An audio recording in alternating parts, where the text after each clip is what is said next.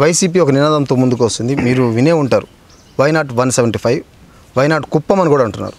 ఇది ఎంతవరకు పాజిబుల్? నిజంగా 175 అంటే 100% ఏపీలో ఉన్న అన్ని నియోజకవర్గాల్లో వైసీపీ జెండా ఎగరబోతుందా? అంటే ఇక్కడ ఇంకెవరు ఈ రాష్ట్రం వదిలి బయట వెళ్ళిపోతే అది జరుగుతుంది. అంటే ఈ రాష్ట్రంలో ఎవరు మనుషులు లేకుండా వాళ్ళే ఓట్లు వేసుకుంటే 175 నడుస్తుంది. అదే అసలు అర్థం లేనటువంటి క్వశ్చన్ అది. అంటే వాళ్ళు చెప్పడం అర్థం లేనటువంటి విషయం అది.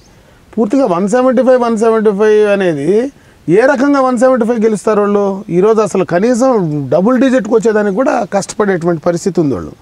ఈ రేపు రాష్ట్రంలో పూర్తిగా కూడా అట్టర్ ఫ్లాప్ అయిపోయి ఈ జగన్మోహన్ రెడ్డి పాలన పైన విసిగిపోయినారు ప్రజలు. అన్ని వర్గాలు విసిగిపోయినాయి. ఈరోజు ఉద్యోగస్తులు విసిగిపోయినారు, వ్యాపారస్తులు విసిగిపోయినారు, బీసీలు, ఎస్సీలు, ఎస్టీలు, మైనారిటీలు అన్ని వర్గాలు వ్యతిరేకంగా ఉన్నారు.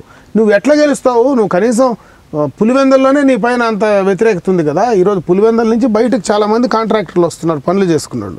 ముఖ్యంగా కడప జిల్లా నుంచి చాలామంది బయట పోయి ముందు నుంచి కూడా పనులు చేసుకుంటారు. అటువంటి వాళ్ళు కూడా ఇష్టం వచ్చినట్లు తిడుతూ ఉన్నారు. ఆ సామాజిక వర్గం వాళ్ళే ఎక్కువ తిడుతూ ఉన్నారు.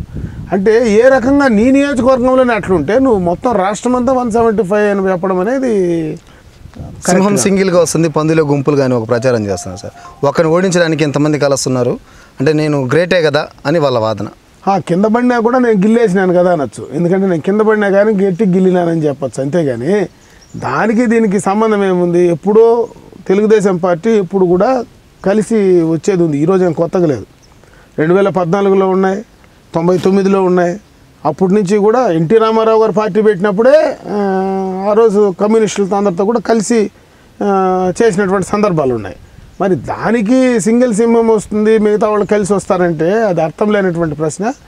నువ్వు సింగిల్గా వచ్చినా, నువ్వు కలిసి వచ్చినా కూడా రీకి ఓటమి అయితే తప్పదు.